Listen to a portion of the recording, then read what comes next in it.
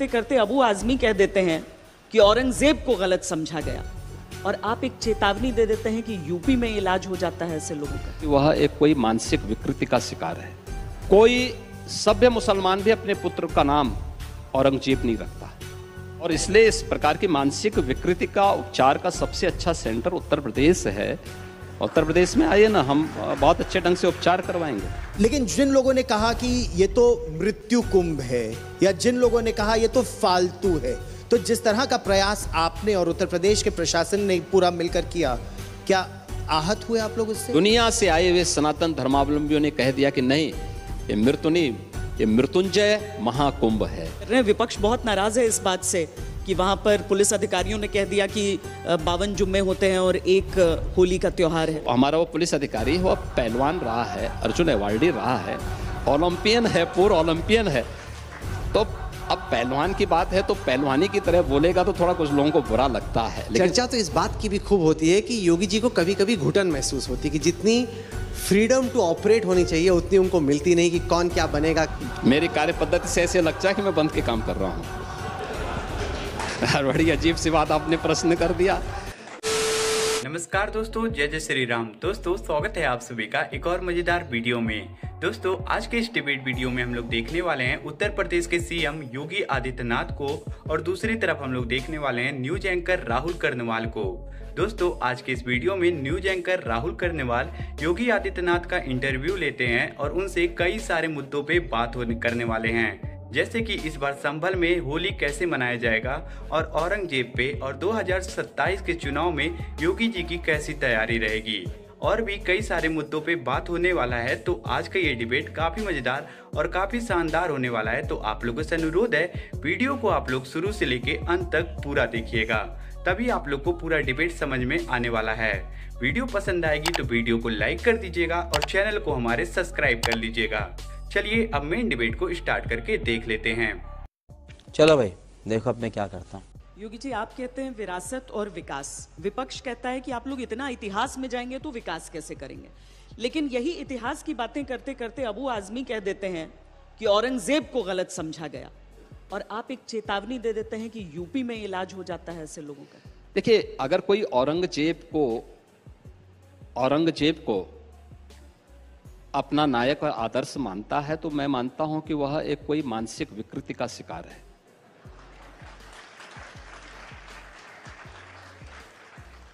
देखिए, एक शुद्ध बुद्धि वाला व्यक्ति औरंगजेब को किस मायने में आप एक नायक के रूप में प्रस्तुत करना चाहते हैं? कोई सभ्य मुसलमान भी अपने पुत्र का नाम औरंगजेब नहीं रखता, क्योंकि औरंगजेब ने अपने पिता शाहजहां को ही कैद कर दिया था, एक एक बूंद जल के लिए तरसाया था। शाहजहां ने अपनी जीवनी में लिखी है कि ऐसा कमबख्त पुत्र किसी को पैदा न हो जिसने मुझे जीते जी तो मारा ही, कम से कम तुमसे अच्छा तो वह हिंदू है जो अपने बूढ़े माँ बाप की सेवा तो करता है और मरने के बाद श्राद्ध कर्म के माध्यम से उन्हें जल तर्पण, श्राद्ध आदि के माध्यम से तर्पण भी देता है। यह बात शाहजहां स्वयं लिखता है, तो कोई सभ्य व्यक्ति भी नहीं ये नाम लिखता, ये नाम रखता। और दूसरा, भारत की दृष्टि से, भारत की आस्था की दृष्टि से देखेंगे तो काशी में काशी विश्वनाथ का जो मंदिर ज्ञानवापी के नाम पे था, उस ज्ञानवापी के भगवान विश्वनाथ के धाम को इसी औरंगजेब ने तुड़वाया था। मथुरा में श्री कृष्ण जन्मभूमि के मंदिर को इसी ने तुड़वाया था। हजारों मंदिरों को तुड़वाया था। भारत की आस्था के साथ ये व्यक्ति खिलवाड़ किया था। हिंदुओं पे जजिया कर लगाया था। भारत के अंदर लाखों हिंदुओं का कत्लेआम किया था, और उसको कोई आदर्श माने तो यह तो, और इसलिए इस प्रकार की मानसिक विकृति का उपचार का सबसे अच्छा सेंटर उत्तर प्रदेश है। उत्तर प्रदेश में आइए ना, हम बहुत अच्छे ढंग से उपचार करवाएंगे। बात तो सही है।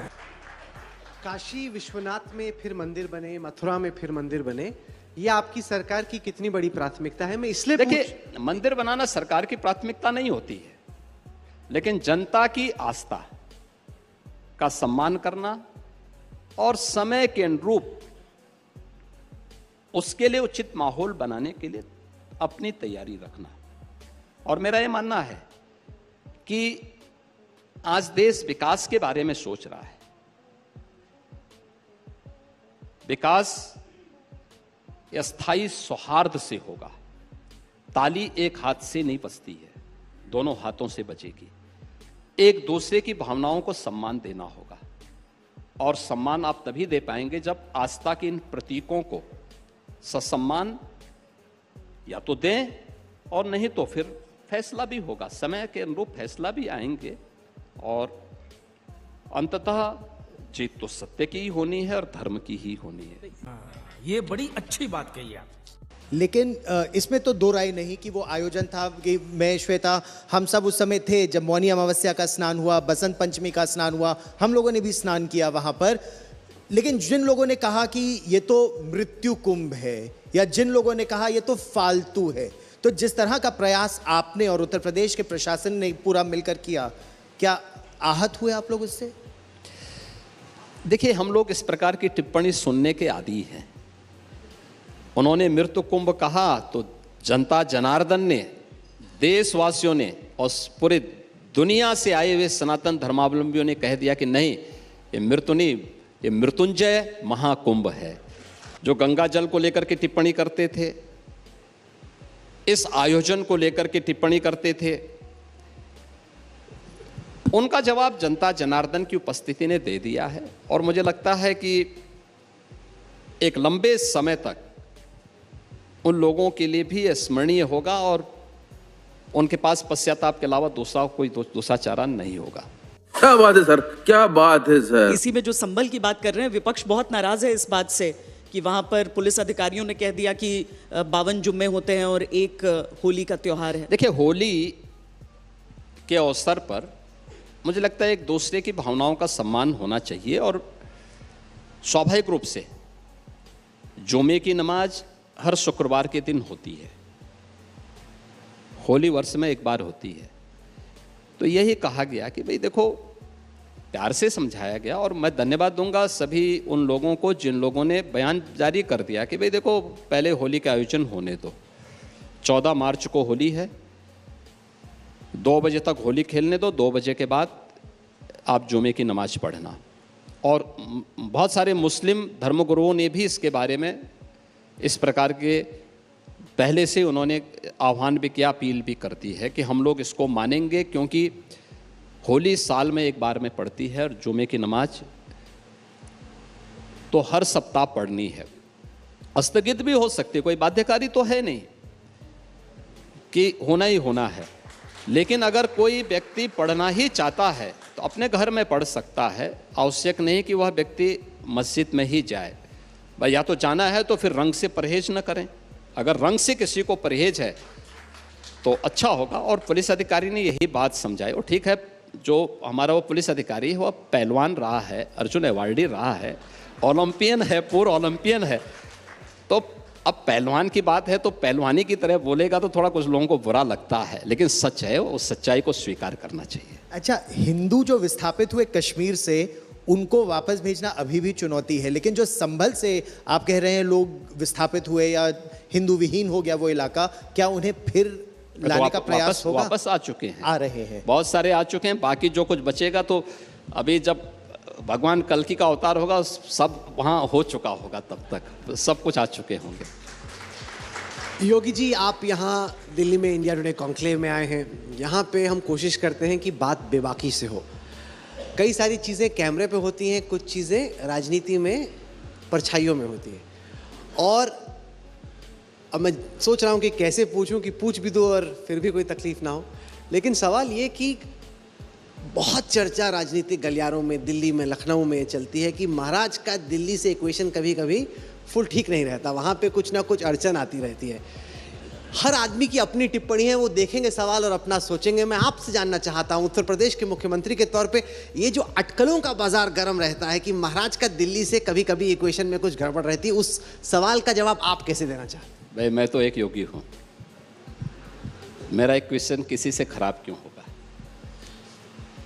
प्रधानमंत्री जी हमारे नेता हैं, अपने राष्ट्रीय अध्यक्ष जी या राष्ट्रीय नेतृत्व का सम्मान करना मेरा धर्म है और वह हम लोग पूरी प्रतिबद्धता के साथ करते हैं। देखिए, जब मैंने संन्यास लिया था तब भी लोगों ने ऐसी बात कही थी, तब भी लोग कहते थे, ढेर सारी टिप्पणी करते थे, बहुत सारी बातें करते थे। अगर हम इन अफवाहों के उसमें पड़े तो फिर कुछ नहीं कर पाएंगे। महाकुंभ को लेकर के भी ऐसी अफवाह चलती थी, लोग अलग अलग प्रकार की बातें करते थे, लेकिन इन सब की परवाह के बगैर हम लोग अपनी राह चलते हैं और हमें जो जिम्मेदारी दी गई है उस जिम्मेदारी का ईमानदारी पूर्वक निर्वहन करते हैं। चर्चा तो इस बात की भी खूब होती है कि योगी जी को कभी कभी घुटन महसूस होती है कि जितनी फ्रीडम टू ऑपरेट होनी चाहिए उतनी उनको मिलती नहीं, कि कौन क्या बनेगा कैसे, इस पे नज़र रहती है। आप उत्तर प्रदेश के चीफ एग्जीक्यूटिव हैं, अगर ये सवाल पूछा जाए कि आपको आपकी मैनेजमेंट बोर्ड से एक सीईओ के तौर पे जितनी फ्रीडम मिलनी चाहिए अपने हिसाब से चलाने की, क्या आपको मिलती है? कभी कभी लगता है कि थोड़ा सा मुझे, आपको क्या लगता है? मेरी कार्य पद्धति से ऐसे लगता है कि मैं बंद के काम कर रहा हूँ। बड़ी अजीब सी बात आपने प्रश्न कर दिया। देखिए, आप मुझे बताइए कि पूरा मंत्री परिषद महाकुंभ में था, पूरा जो हमारा मंत्री परिषद अयोध्या जाता है, काशी जाता है, बरसाना नहीं लेके गया था क्योंकि अभी हमारा विधानसभा का सत्र संपन्न हुआ है। देखिए, जिनके पास, मैंने कहा ना, बोलने के लिए कोई कुछ भी नहीं होता है तो उनको कुछ तो बोलना है और उनको भी तो कुछ बोलने के लिए मिलना चाहिए ना, क्योंकि प्रश्न आजीविका का है। तो उनकी आजीविका चलती रहे, उनका कारोबार भी चलता रहे। हम लोग अपने मुद्दों और मूल्यों के आधार पर पार्टी के एजेंडे को लेकर के आगे बढ़ रहे हैं और जो सुशासन का है, सुरक्षा का है, उसको लेकर के हम लोग चल रहे हैं। हमें प्रसन्नता है कि ये सही दिशा में आगे बढ़ रहा है। दोस्तों, आज का ये वीडियो यहीं पे खत्म हो चुका है। उम्मीद करता हूँ आप सभी को ये डिबेट पसंद आया होगा। वीडियो के बारे में आपका क्या राय है? आप लोग भी अपना राय हमें कमेंट बॉक्स में जरूर बताइएगा। अगर आप सभी को ये इंटरव्यू पसंद आया है तो वीडियो को हमारे लाइक कर दीजिए और ऐसी और भी वीडियो देखने के लिए आप लोग हमारे चैनल को सब्सक्राइब कर लीजिए, क्योंकि आप लोग को इस चैनल पे ऐसी डिबेट वीडियो देखने को मिलता रहेगा। जल्दी मुलाकात करेंगे एक नए वीडियो में। तब तक के लिए आप लोग अपना और अपने घर वालों का ध्यान रखिएगा। जय हिंद, जय भारत, वंदे मातरम, जय जय श्री राम।